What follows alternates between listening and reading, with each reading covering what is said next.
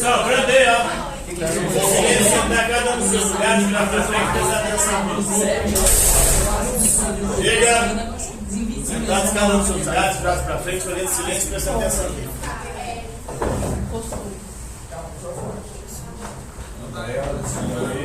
Cada um dos seus lugares.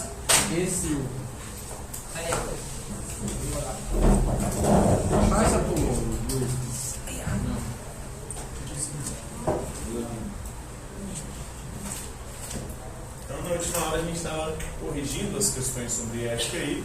Onde a gente parou? Qual que é a pergunta? Não, para faltar, agora você vai fazer aula, vai responder a Esse aí, o desenvolvimento da razão e da moral, segundo. Explique o desenvolvimento da razão e da moral segundo Jean Piaget. Segundo Piaget, a nossa razão e a nossa moral, ela se desenvolve em 4 estágios. O primeiro estágio ele chama de estágio sensório-motor.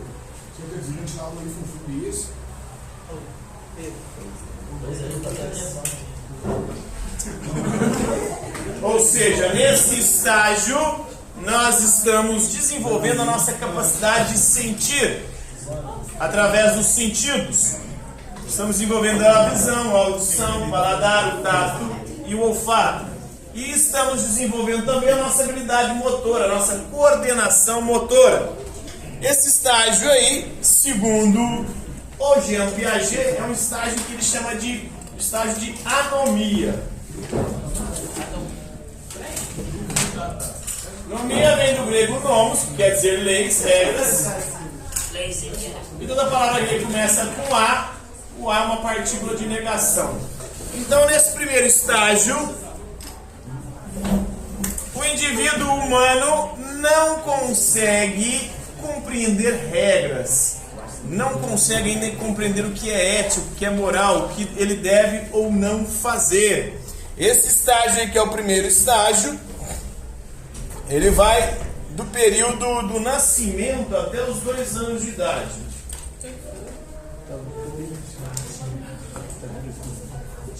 Então, do 0 a 2 anos de idade, o indivíduo não consegue compreender ainda regras.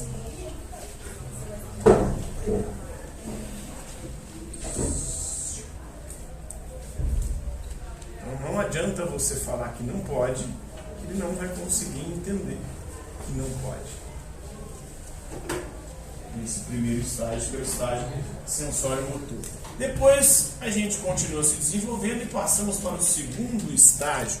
O segundo estágio ele chama de pré-operacional.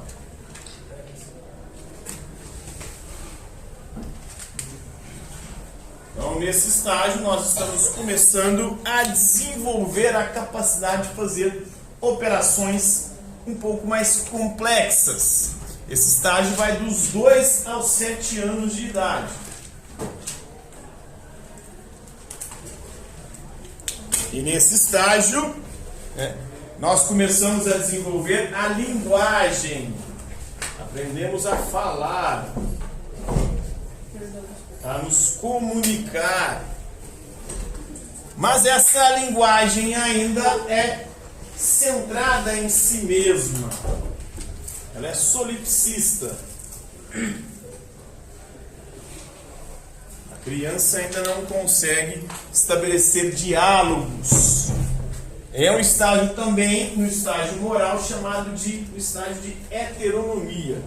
Ele já consegue entender regras, mas as regras não vêm dele mesmo.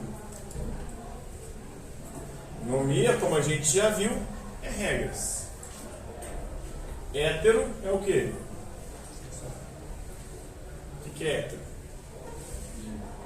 O que é hétero, João Pedro? Aí é heterossexual. Mas mesmo heterossexual, vamos pegar heteronomia e heterossexual, tem o mesmo significado.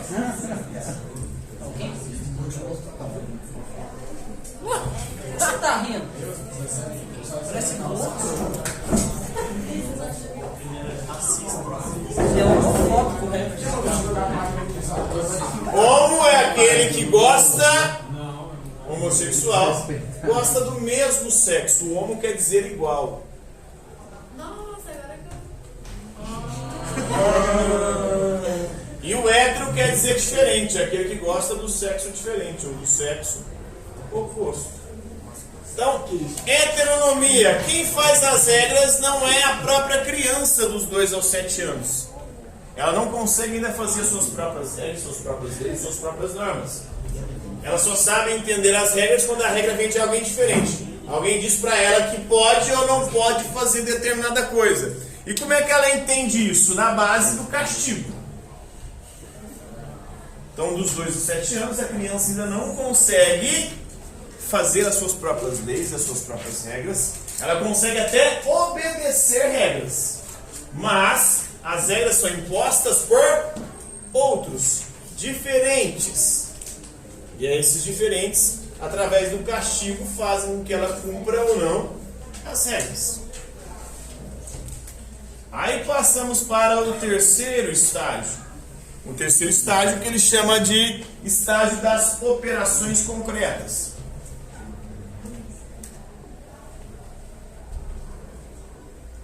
E aí nós já conseguimos fazer algum tipo de operação racional, mas ainda somente com operações concretas. Isso vai dos 7 aos 12 anos.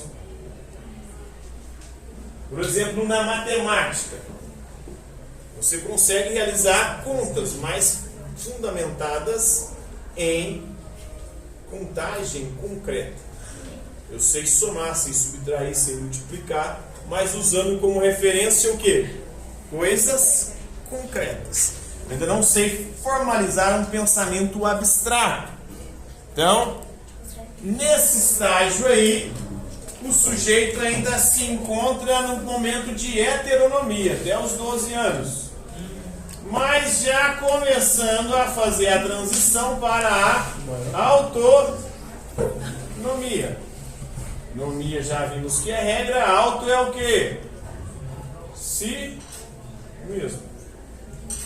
Então, nesse período, ele começa a desenvolver, então, a sua autonomia, mas ainda não a atinge. Ele só vai alcançar o estágio mais desenvolvido, que é o 4º estágio, que o Jean Piaget chama estágio das operações formais. O que são operações formais? As operações abstratas. Esse estágio vai dos 12 em diante. O sujeito, o indivíduo já consegue desenvolver um pensamento formal, um pensamento abstrato, consegue pensar até matematicamente. Por isso que a partir do 6º ano, 7º ano, que é quando a criança vai passando para a adolescência, ela já começa em matemática ter ou desenvolver operações um pouco mais complexas. São essas operações formais, abstratas. E aí também é nesse estágio que ele vai desenvolver o raciocínio lógico, dedutivo. raciocínio lógico. Eu não tenho. Ah, você tem 7 anos. É. Que vai ser fundamental não só para a matemática, mas também para as nossas decisões éticas e morais, para que se atinja a autonomia plena. Já vimos que nomia é regra, auto é si mesmo, e aqui ele atinge isso buscando estabelecer para si mesmo princípios que sejam universais.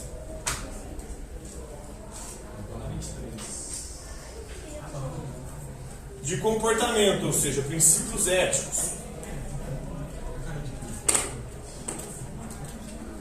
Então, só no 4º estágio, o sujeito, o indivíduo, desenvolve a moral e a ética, segundo o Jean Piaget. E é por isso também que antes disso aqui não se fala em punição. Pelo menos em alguns países, como por exemplo o Brasil. O Brasil não tem punição para 12 anos.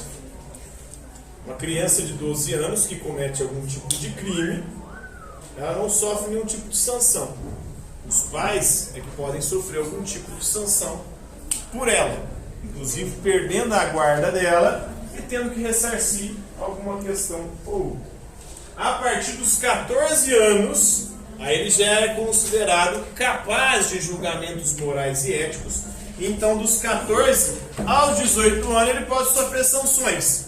Mas mesmo assim, ele ainda não é considerado plenamente capaz de escolhas morais e éticas. Por isso, existe um estatuto específico para o indivíduo nessa idade, nessa faixa etária. E punições específicas para eles que não são as mesmas punições de um adulto. Dos 14 aos 18 anos, o indivíduo já pode ser preso, já pode pagar por crimes como roubo e assassinato, mas não vai pagar igual um adulto. Ele vai geralmente para um centro de detenção juvenil. No caso aqui de Berlândia, como é que ele chama? Cezero, né? Então, somente quando se pode falar de moral e ética ou de um desenvolvimento pleno da consciência e da responsabilidade é que o indivíduo pode então ser plenamente também punido. Então essa é a teoria do desenvolvimento da nossa razão e da nossa moralidade, da nossa capacidade de fazer julgamentos éticos, segundo Jean Piaget. Próxima questão.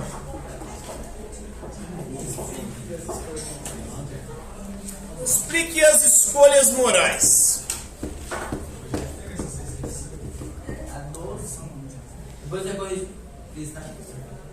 Sim, Fernando aqui eu vou dar o visto.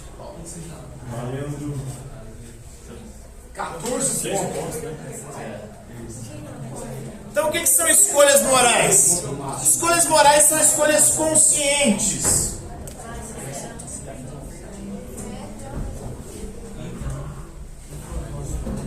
Escolhas livres e, portanto, escolhas capazes de assumir responsabilidade. Então, as nossas escolhas morais, elas dependem de dois tipos de fatores. Fatores subjetivos, que dependem do sujeito, ou seja, do eu. E fatores objetivos,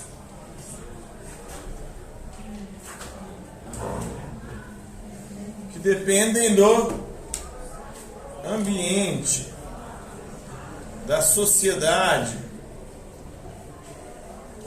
dos outros. E o que vocês acham que influenciam mais as nossas escolhas? É a nossa decisão individual ou a influência do ambiente, da sociedade, dos outros? A influência dos outros é mais forte do que o eu para influenciar as nossas escolhas ou não?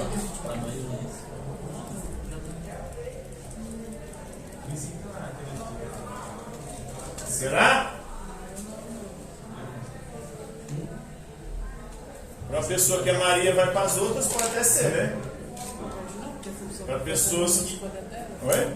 Se a pessoa está fazendo a mesma vida dela, sim, mas tem gente que se deixa influenciar, que cede às pressões do grupo, do ambiente, da sociedade, dos outros. Claro que no final é uma escolha individual, do eu dela, mas houve influência do ambiente, da sociedade, dos outros, do grupo ao qual ele pertence. É o grupo que ele pertence. Por favor. Mas a decisão final é sempre do sujeito, do indivíduo, do eu.